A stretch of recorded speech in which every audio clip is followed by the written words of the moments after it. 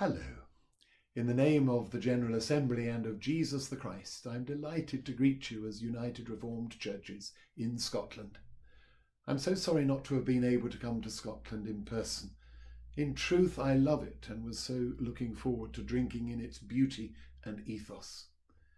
The COVID-19 pandemic has many troubling effects, and I recognise that for lots of people, maybe for some of you, it has had far worse consequences than preventing my visit. Indeed, it's been a spring of unparalleled challenges for nations and individuals. Few of us are exempt from personal stresses, and you'll know best what yours are. Our awareness of climate change has heightened recently, and now we understand it as a crisis. After its long evolution, it urgently requires a revolution to arrest its impact. The death of George Floyd has led the cauldron of racial disquiet to boil over, both in America and here. The disconcerting place in which some local churches find themselves is unprecedented in our lifetimes.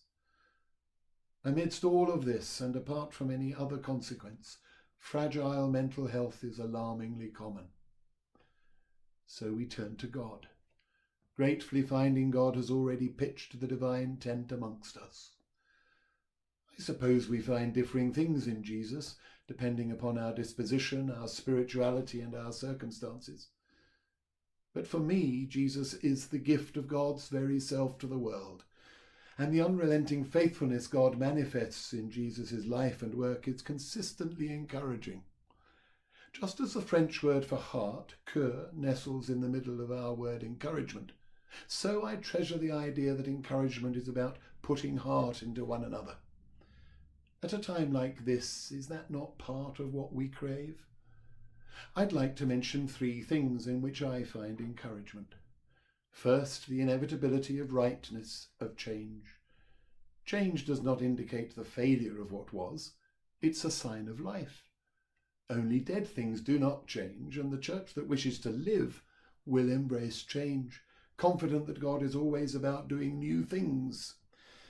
The story of Jesus is not about God's cunning plan to leave things just as they were or are, and the Holy Spirit's work is to renew, as in prayer we make ourselves pliable to her way. Secondly, I'm encouraged that we are not alone. The genius of the church is that it is a community modelled upon the interdependent dancing trinity of transcendent creator, historic character, and indwelling comforter. So locally we cooperate and care. In the Synod we share and support. Ecumenically we complement and partner. And from the assembly we resource and encourage. Thirdly, and most significantly, I'm encouraged because our hope is in that three-in-one God. Christianity is more than a moral code adhering to which we will make everything better. The faith by which we live, even if we're only just clinging to it by our fingertips, that faith is in the source, guide, and goal of all that is, at once both beyond us and with us, self-revealing in Jesus, who is full of truth about God and embodies the grace that God is. Certainly that hope stirs us to good works, but it's not the good works that stir us to our ultimate hope. That rests in the one whose salvation will be revealed in the last time, and whose way is the way of love, from which nothing in life or death will separate us. For the living of these days, may you know the blessing of that God, of grace and glory.